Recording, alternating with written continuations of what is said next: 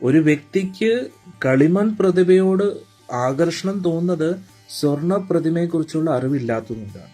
അപ്പോൾ നിങ്ങൾക്കൊരു ഓഫർ കിട്ടിയെന്നിരിക്കട്ടെ, നിങ്ങൾ കൊടുക്കുന്ന കളിമൺ പ്രതിമയ്ക്ക് കൊടുക്കുന്ന അതേ വിലയിൽ തന്നെ നിങ്ങൾക്ക് സ്വർണ്ണ പ്രതിമയും കിട്ടുമെന്ന് പറഞ്ഞു കഴിഞ്ഞാൽ ബുദ്ധിമാനായിട്ടുള്ള വ്യക്തി എന്താ ചെയ്യേണ്ടത്? സ്വർണ്ണ പ്രതിമയല്ല എടുക്കേണ്ടത്. കാരണം സ്വർണ്ണ പ്രതിമയുടെ മൂല്യം കൂടുതലാണ്, കളിമൺ പ്രതിമ മൂല്യം കുറവാണ്. പക്ഷെ നിങ്ങൾ കൊടുക്കുന്ന അതേ മൂല്യത്തിന് നിങ്ങൾക്ക് സ്വർണ്ണ പ്രതിമ കിട്ടുമെങ്കിൽ അതല്ലേ നിങ്ങൾ സ്വീകരിക്കേണ്ടത്? എന്താണ് നമ്മുടെ മൂല്യം? സമയം, തീരുമാനങ്ങൾ, ആഗ്രഹങ്ങൾ, ഇതാണ് നമ്മൾ കൊടുക്കുന്ന മൂല്യം. അന്നേരം നമ്മൾ നമ്മുടെ സമയം, നമ്മുടെ ആഗ്രഹങ്ങൾ, നമ്മുടെ ചിന്തകൾ ഇതെല്ലാം കളിമൺ പ്രതിമകൾക്ക് വേണ്ടി കൊടുത്തുകൊണ്ടിരിക്കുക. പക്ഷെ ഇതേ മൂല്യം കൊടുത്ത് നമുക്ക് സ്വർണ്ണ പ്രതിമ ലഭിക്കാൻ പറ്റും.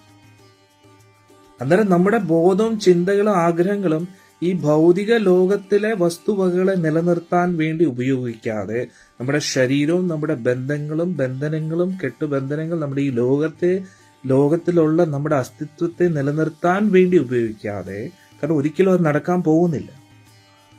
കാരണം നമ്മുടെ ശരീരം എന്നെന്നും നിലനിൽക്കോ? ഇല്ല. ശരീരമായിട്ട് ബന്ധപ്പെട്ട ബന്ധങ്ങൾ നിലനിൽക്കോ? അതുമില്ല. ഇനി ഈ ലോകം നിലനിൽക്കോ? അതുമില്ല.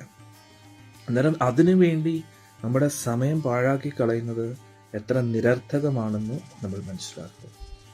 അതിനു പകരം നമ്മുടെ സമയവും സാഹചര്യവും നമ്മുടെ ആഗ്രഹങ്ങളും എല്ലാം ആത്മീയ പുരോഗതിക്ക് വേണ്ടി ഉപയോഗിക്കുമ്പോൾ അതിലൂടെ കിട്ടുന്ന റിസൾട്ട് ഏറ്റവും ശ്രേഷ്ഠമായിരിക്കും. പക്ഷെ ഇത് നമുക്ക് ചെയ്യാൻ കഴിയാത്തത് എന്തുകൊണ്ടാണ്? അജ്ഞാനത്താൽ. അതായത് ഒരു കളിമൺ പ്രതിമ മേടിക്കുന്ന വ്യക്തിക്ക് ഇതേ മൂല്യത്തിന് സ്വർണ്ണ പ്രതിമ ലഭിക്കും എന്നുള്ള അറിവില്ലാത്തത് കൊണ്ട് ആ വ്യക്തി എപ്പോഴും കളിമൺ പ്രതിമകളുടെ പുറകെ പോകുന്നു. പക്ഷെ കളിമൺ പ്രതിമയാണെങ്കിൽ സ്ട്രോങ്ങും അല്ല, വെള്ളത്തിൽ നനഞ്ഞാൽ ഒലിച്ചു പോകും, എവിടെയെങ്കിലും വീണാൽ പൊട്ടിപ്പോവും. പക്ഷെ നമ്മൾ അതിനെ തന്നെയാണ് വീണ്ടും വീണ്ടും വാങ്ങിച്ചുകൊണ്ടിരിക്കുന്നത്.